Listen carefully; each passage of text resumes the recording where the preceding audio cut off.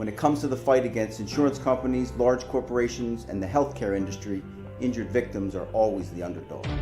But that doesn't worry us. At Messa & Associates, we're an injury law firm from Philadelphia, and we come to fight.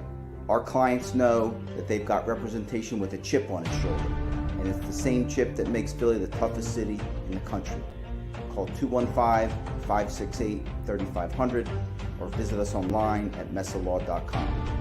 Messa & Associates, the toughest injury firm in Philadelphia.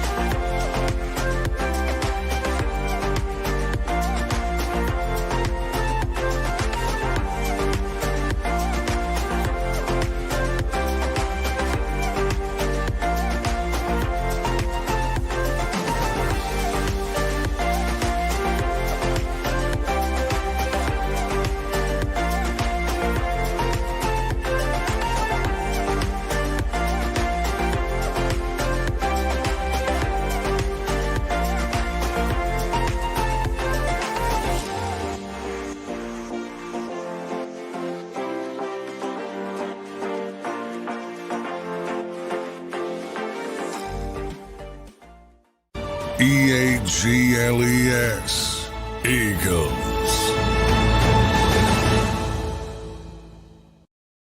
Eagles fans, welcome back to another edition of Football 24/7. I'm your guy, Tone DeShields II, and I'm joined by none other than our Philadelphia Eagles insider, John McMullen. I call him the best in the biz, but that's just me. Make sure you guys smash that like button. Make sure you guys are subscribed to JAKIB Sports. But go on. Listen, John, you gotta take the compliments when you can get them, my friend. You gotta take them. You're great at your job, man. So just accept it. You're great at your job. I appreciate it. Of course. Now make sure you guys smash that like button. Make sure you guys show my man John McMullen some more love. Check him out on Birds 365 Monday through Friday at 8 a.m. Eastern time, and they got 10 a.m. Eastern time. And also check out his hard work, his due diligence on si.com. And you can also check him out on jakibsports.com. He does an amazing job covering your Philadelphia Eagles. And this is why we have him here, because he's going to provide us the inside information when it comes to your Philadelphia Eagles. And there's a lot of news going on in the zeitgeist, John. There's a lot of unruly Eagles fans not happy about what came across the newswire on Super Bowl Sunday. But let's just get right into it, my friend. Hassan Reddick is now apparently on the trade block. Now, the reason you're here is so you can clear up any sort of confusion. So let's just start there, my friend.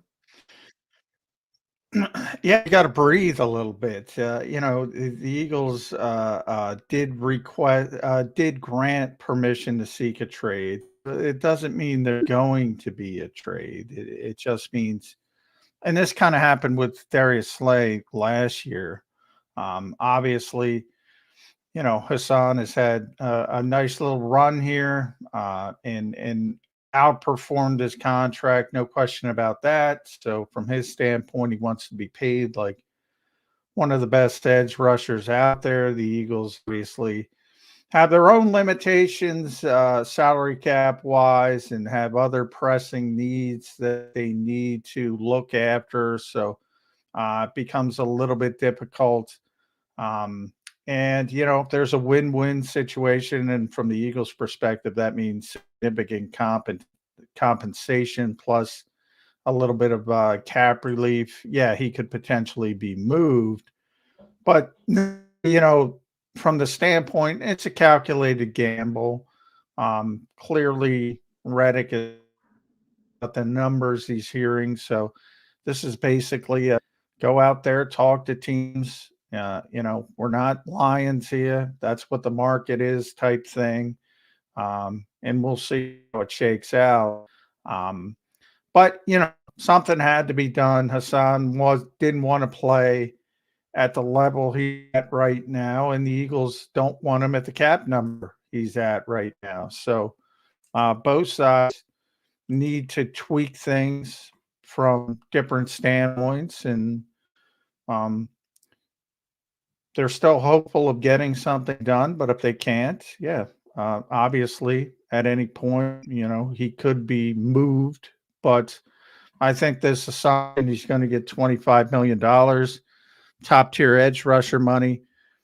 I don't think that's going to be there for Hassan Reddick. And that's sort of the Eagles' mentality. And they want him to go see that because the last thing they want is an angry player in the building who thinks he's being cheated. So it's basically, hey, feel free, go look, see what's out there, and then we'll see if we can work something out.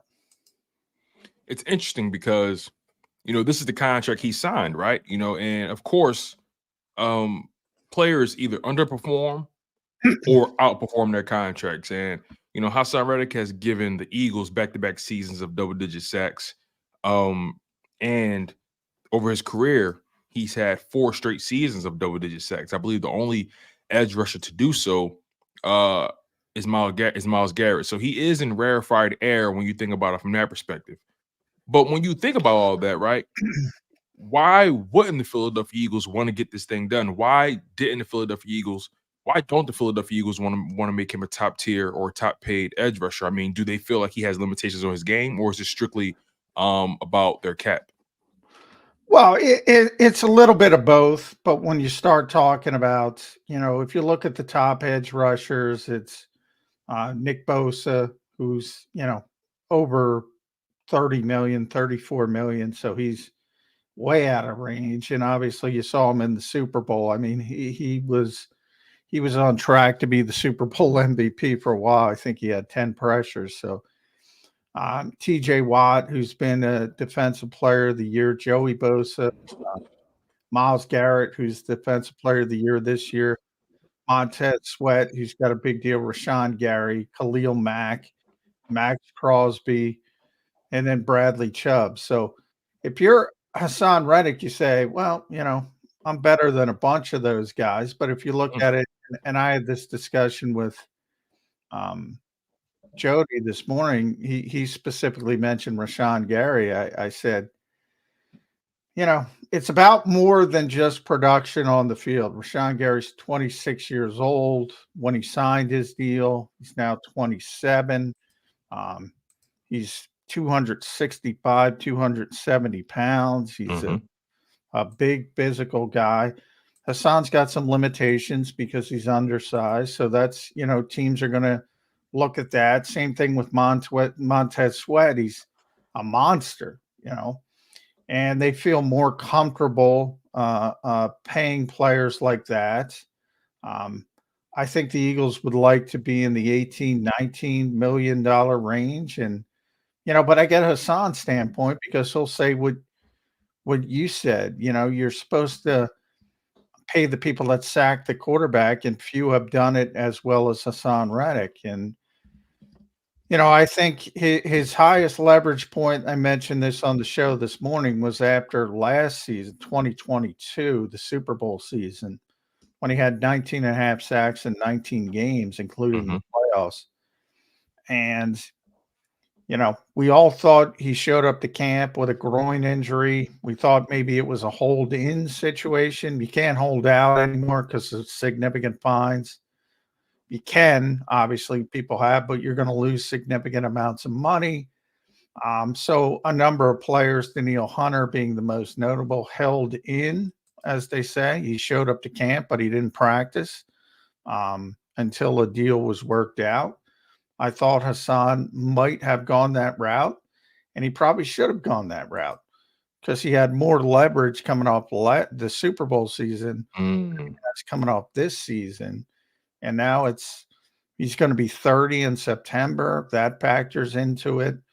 So, as I said, it's a calculated gamble for the Eagles, but their belief in Howie and Jake Rosenberg are really good at this. They have a good feel for the market, and 25 and large numbers like that, forget about 35 like Nick Bosa. It's not going to be there for Hassan Reddick. So they're pretty comfortable with that. So they gave him permission to look, and we'll see what happens.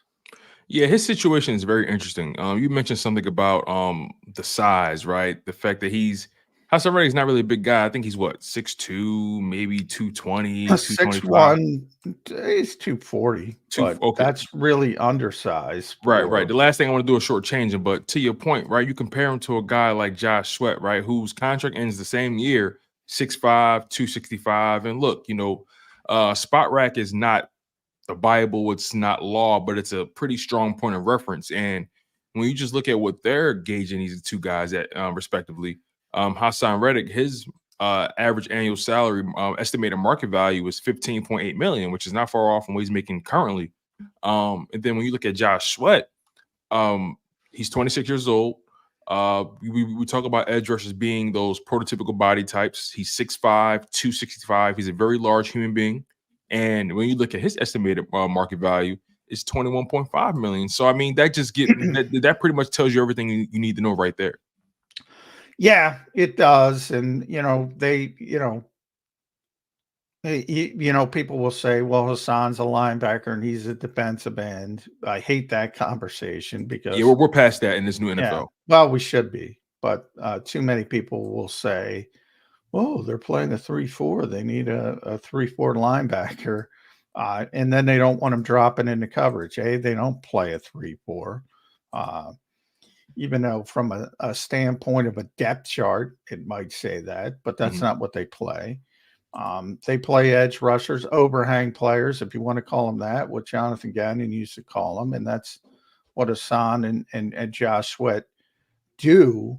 Hassan is less likely to put his hand in the ground than Josh, but yeah, I mean, those guys get paid more.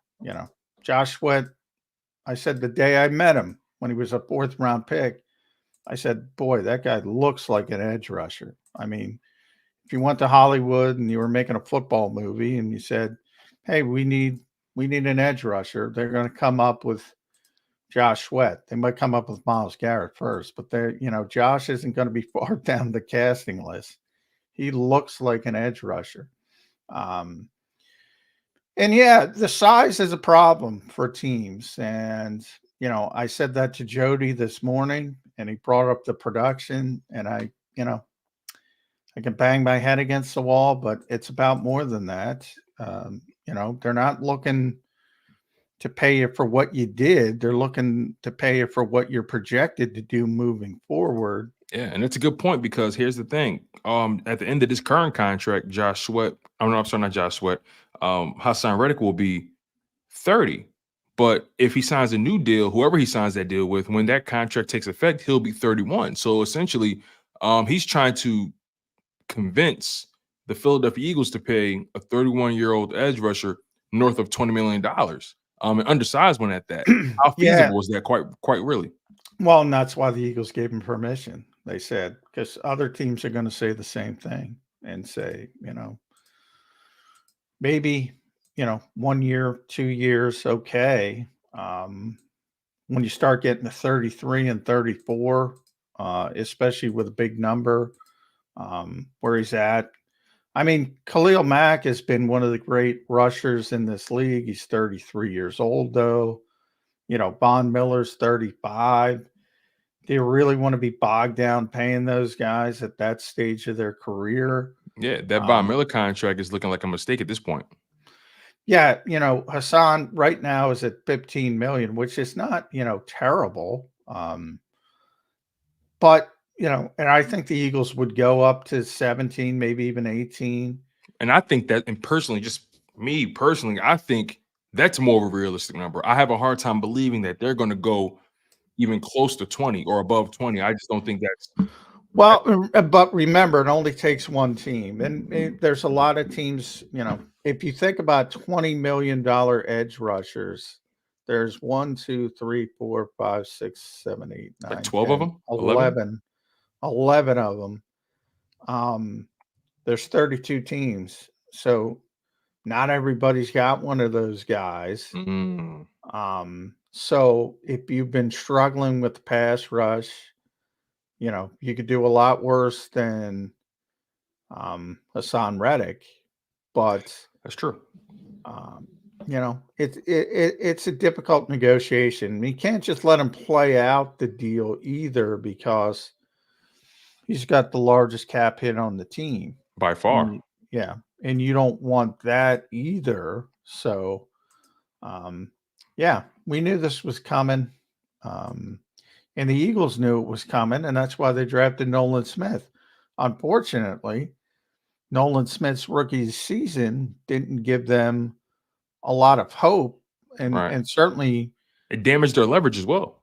yeah, and they certainly can't count on Nolan Smith just stepping in for Hassan Reddick and performing near that level. So, both sides kind of need each other probably, and hopefully they can work something out like what happened with Slade last season. Yeah, when you really look at it, there's only one or two ways this thing can go. It can either go it can either be a restructure, him staying, and it gets restructured, and they give him a bag of money up front to make the cap hit more friendly. I think he has the highest base salary on the team as well at 14 million. So it can go one or two ways. Either they restructure, he stays with the team, and they give him a bag of money up front, or he gets traded. But even then, the suitor and the Eagles have to come to an agreement on the terms. So this thing can get pretty convoluted. Yeah, and the best case scenario would be to extend them, and as you mentioned, the big thing for players is getting money up front. So maybe you extend them at that, which that average annual value that everybody uses, which isn't nearly as important as the guaranteed money. Correct. Maybe you give them 30 million up front, guaranteed. That's a hell of a lot more than what he's got left on his contract. Right. I think the guarantee money is pretty much gone. And you can put, void years on the back and really take the cap number down. That's typically what the Eagles want to do. They're just way off on money right now, and that's why you do what they're doing and saying, all right, go shop yourself and see if we're lying, and if we're not, let's get back to work and figure something out. Okay, so John, real quick, explain how the void years work. That's something I'm still trying to get a strong handle on myself. So not just for myself, but also for the viewers. Explain how adding void years to the back end of a contract works. How does that play out?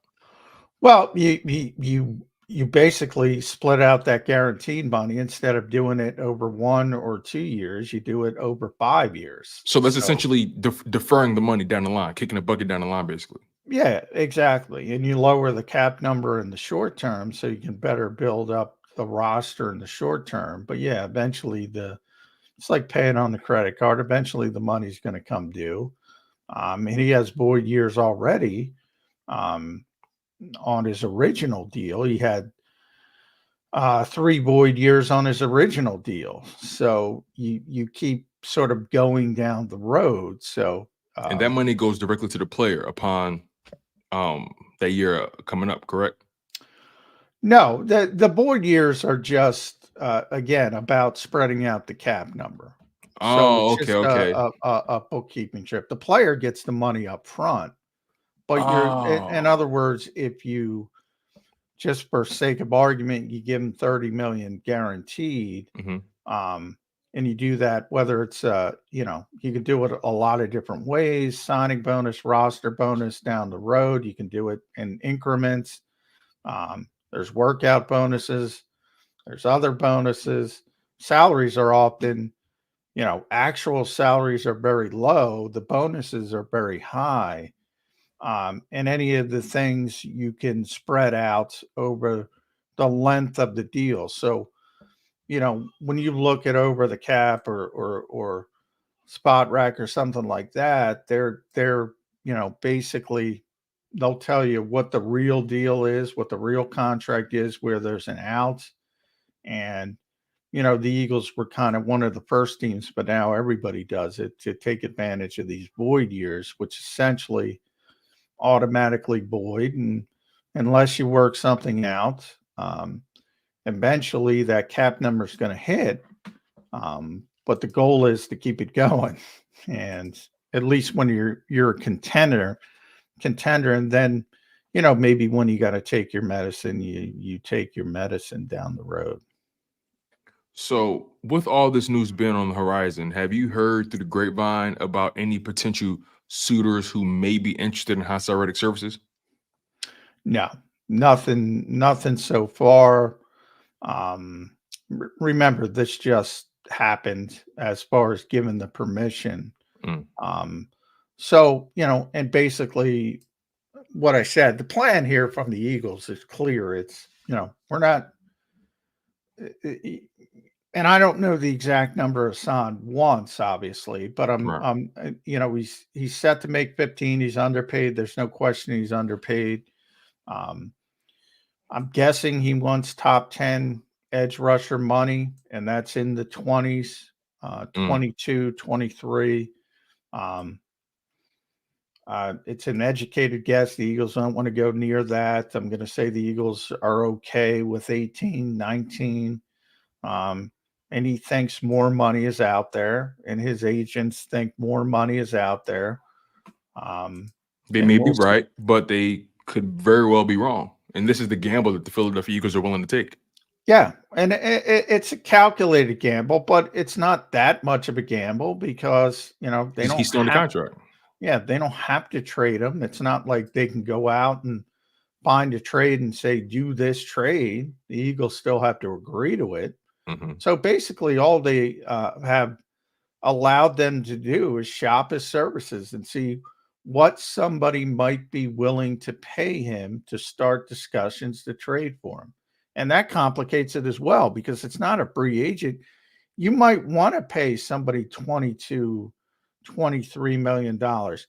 But do you want to pay him 22, 23 million dollars and oh, by the way, give the Eagles a second round pick on top of it? Probably And not. So and it's and not. that's the gab right there. Yeah, it's not much of a gamble from the Eagles standpoint at all. It's just about trying to basically it's trying to limit an angry player or a player that would be upset thinking that the Eagles were trying to Lowball um, him. exactly. So Mm, you the interesting. by doing that, you allow the player and his agent to say, all right, and that's what happened with Slay. Slay's 30, at the time 32. Um, aging wasn't as much money out there as he thought there'd be because of his age, basically. Right, that's a good point. And it's funny on on these reference sites like Spot Rack and Over the Cap, right? They have what they believe their estimated market value may be, but that doesn't necessarily account for the actual money that may be available out there and what teams may potentially may do with their with their cash. Um, this situation is very interesting because Hassan Reddick, again, he's been a super productive player for the Philadelphia Eagles. And you're right. I do believe he potentially could be underpaid, but when you think about it from the Eagles' perspective, paying them north of $20 million is it's just not feasible.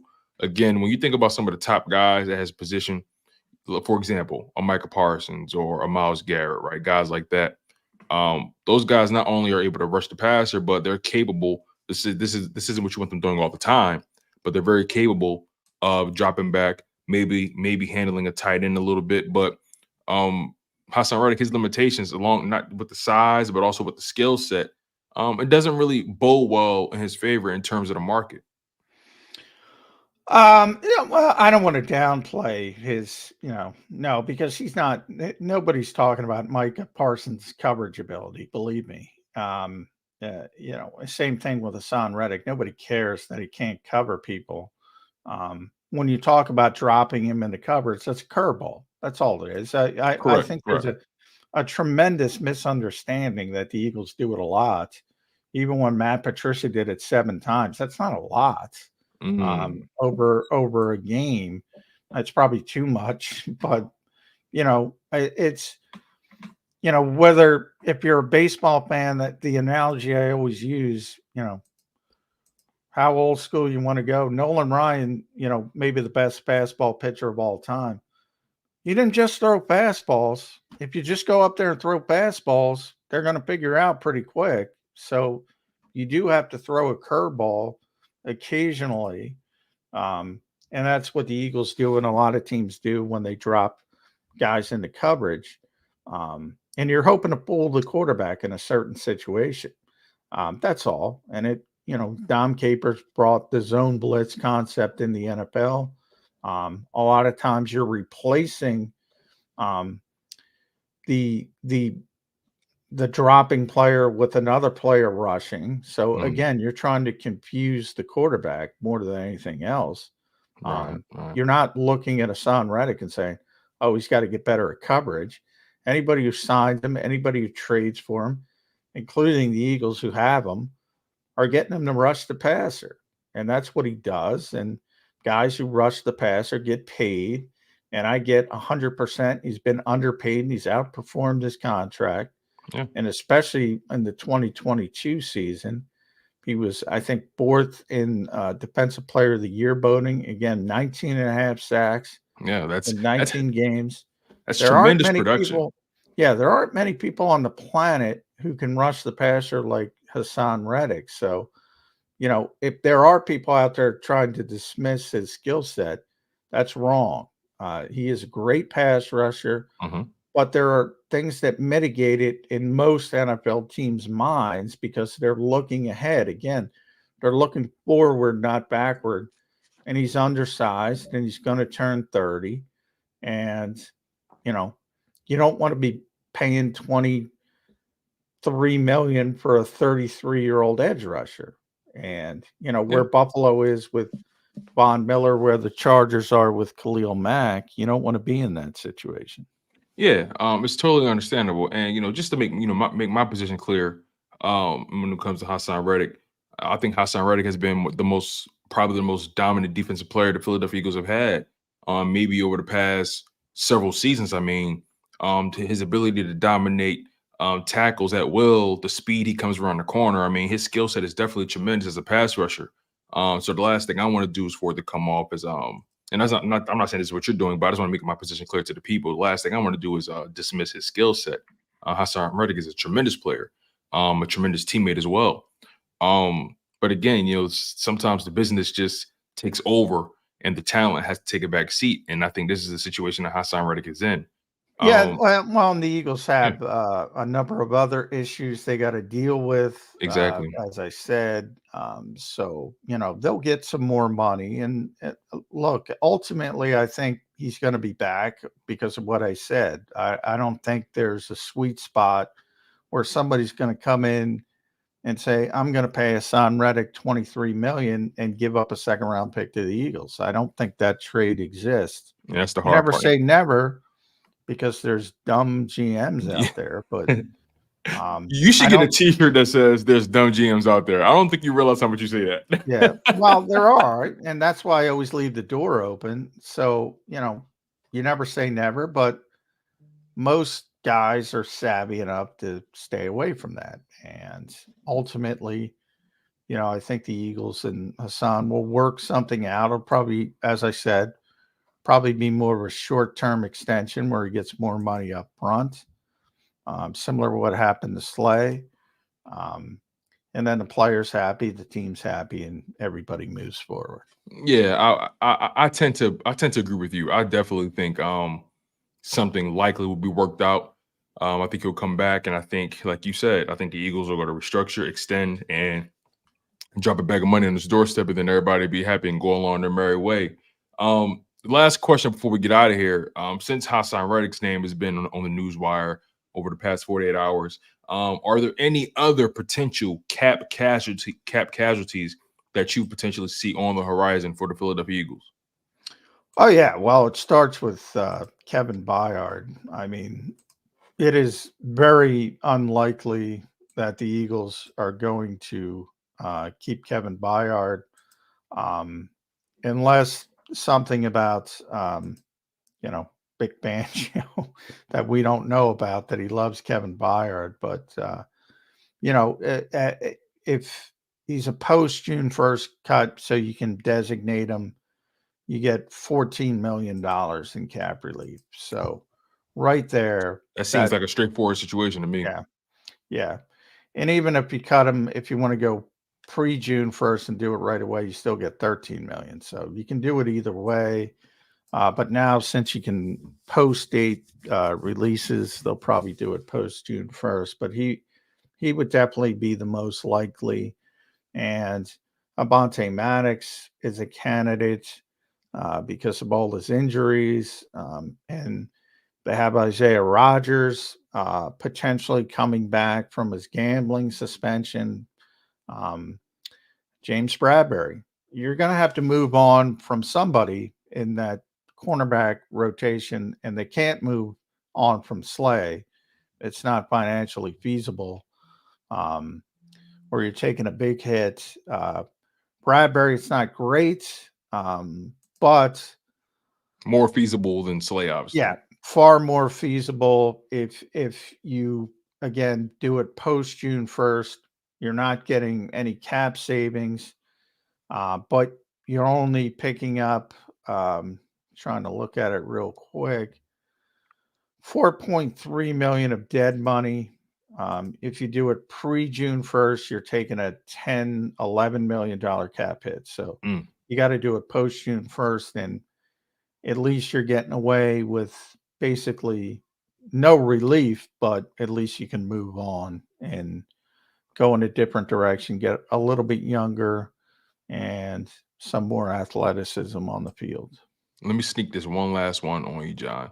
Out of all those names you did mention, who do you think is the most likely outside of Kevin Byard? I think you and I both know that's a foregone conclusion. But when it comes to Bradbury, Avonte Maddox, guys like that, anybody else maybe you're thinking about, who do you think is the most likely cap casualty, a guy that's going to get cut? I think Avonte is going to get cut. It's not, it's a shame because he was a very good player, just hasn't been healthy. Yeah. I think his style of play is not susceptible to staying healthy. He's a very physical player for his size. And as I mentioned, you signed Isaiah Rodgers, who has some skill. No guarantee he's going to be reinstated from the gambling suspension, but the Eagles expect it.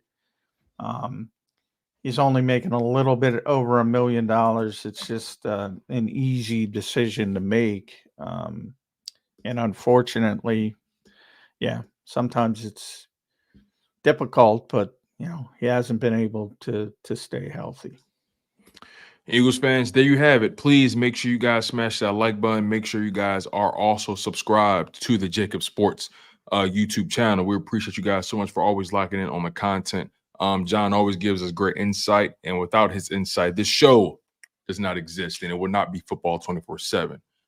John, I appreciate you as always, my friend. Again, make sure you guys are subscribed to the channel. Make sure you guys check John out every day, Monday through Friday, on Birds 365 with his partner in crime, Jordan McDonald. They do amazing work, and they have some of the most illustrious guests in the business, some of the most insightful guests in the business. So make sure you guys lock in on that. And on top of that, make sure you guys also check out John's writing. He does an amazing job covering your Philadelphia Eagles on SI.com and also on JAKIBsports.com. So there you have it.